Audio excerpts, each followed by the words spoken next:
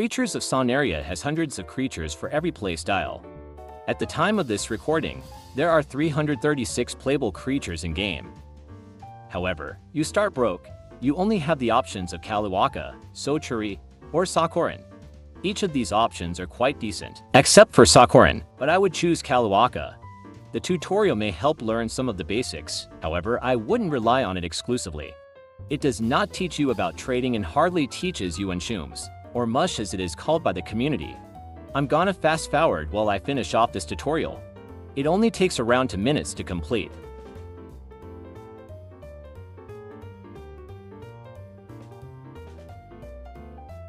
Now, this part of the tutorial is important to pay attention to.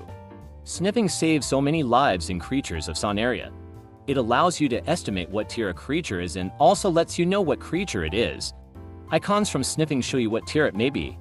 Green icons mean it is a lower tier than you.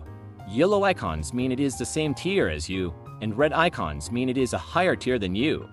Tiers often dictate how strong a creature is, so it is best to stay away from higher tier, or red icon, creatures. When exploring the map, you want to sniff often and examine your area. Some creatures may have mud rolled, which hides their scent. This will prevent you from sniffing them. Being mindful of your surroundings will keep you safe. While playing for the first time, you want to test everything out and examine everything around you. Figuring out what you can and can't do will help you in the long run.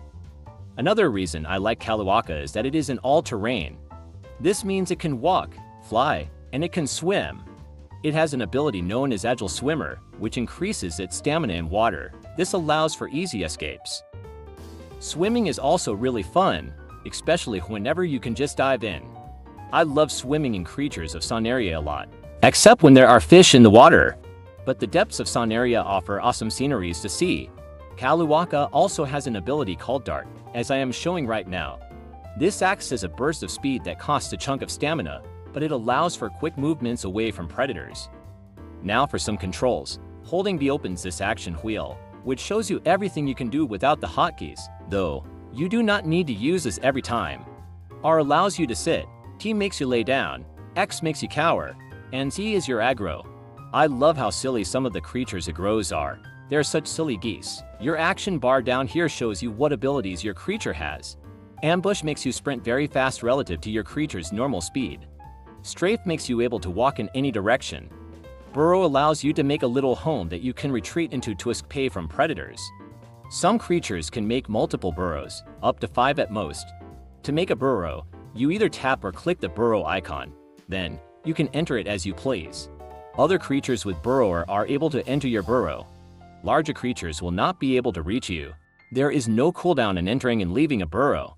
K opens up your creature's menu, where you can see your stats. If you ever forget a control, you also can see them in the Controls tab. With burrows, they can act as a fast travel as well. You can easily move between zones quickly if you can place multiple down. If you want, you can take the violent path. Creatures of Sonaria is an eat or be eaten world, pretty much. Murder time lapse.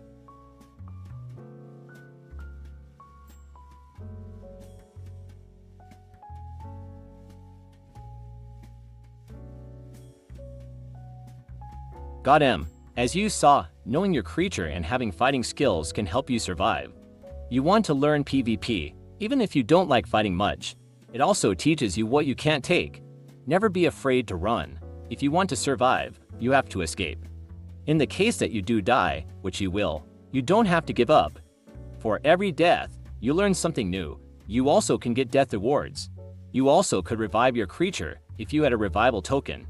But you also can just restart it for no cost if you own the species. If you don't, it will cost as much as it is in the storage shop to replace it.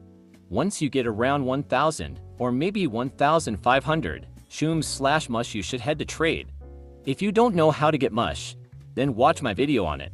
In trade, you are going to buy the creature you want off of them. With that 1,000 or 1,500 mush, you are going to buy one of the developer creatures. These are common to find in Trade Realm and are on the cheaper end. You might be able to upsell these for around 2,000 mush and make a profit. You can either search the creature you want and press trading for, or you can type an advertisement in chat about what you want. Here I am typing buying Kurugosk for 1.5k. You may want to copy and paste this several times so people can see it, as Trade Realm is often very active. Don't give up if nobody takes your offer. It may take several tries. Another way to unlock creatures is by spinning them in the gachas that are found both in Trade Realm and the main game into the shop icon. There are several ones to choose from, and it all depends on your taste. The cheapest ones is the Carnivore and Herbivore gachas. You spin it, wait for the animation, and then boom! New creature! I hope you guys enjoyed this tutorial. Subscribe for more tips, tricks, and more.